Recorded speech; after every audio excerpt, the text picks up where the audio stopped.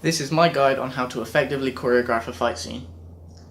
When effectively choreographing a fight scene, there are 4 things you should think about. 1. Safety. 2. Action. 3. Reaction. 4. Camera. Safety. With safety, you need to be aware of your surroundings and the people around you. You don't need to hurt yourself or the person you're acting with, you just need to effectively deliver the scene. You should always be aware of what's around you and who's doing what. You don't want to injure anyone in the process. With all that out of the way, here's step 1. Action. Action is the person delivering the punch. This is the person going for the strike to hopefully get across to the camera the impact of what they're doing. To do this, you need to effectively think about how the person's going to react and how you are stood. If you're stood far away from the person, you're going to go for a lunge. If you're stood close, you're probably going to go for a jab. But you have to think about what you're doing and how that person will react to it. A good thing to think about when you're delivering a punch is a vertical line across the person's face. With this line across their face, you can imagine your whole limb going across that.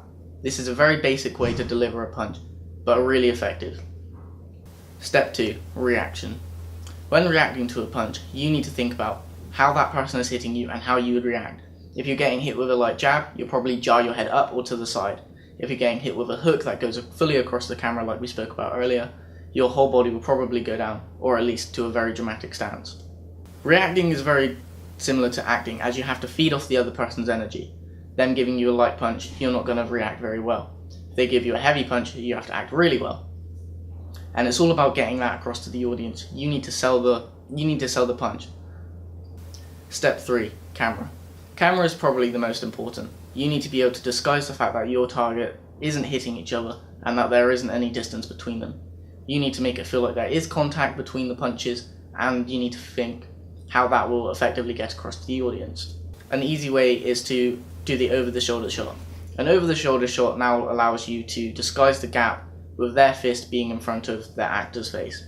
A good edit for this as well is if you do an over-the-shoulder shot delivering the punch and then you cut to the reaction. This way you can disguise that gap as well as having the fist over.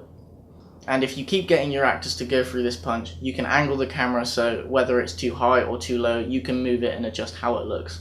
This is a very effective tip for beginners and it works very well. Thank you for listening. This is my beginner's guide to how to effectively choreograph a fight scene.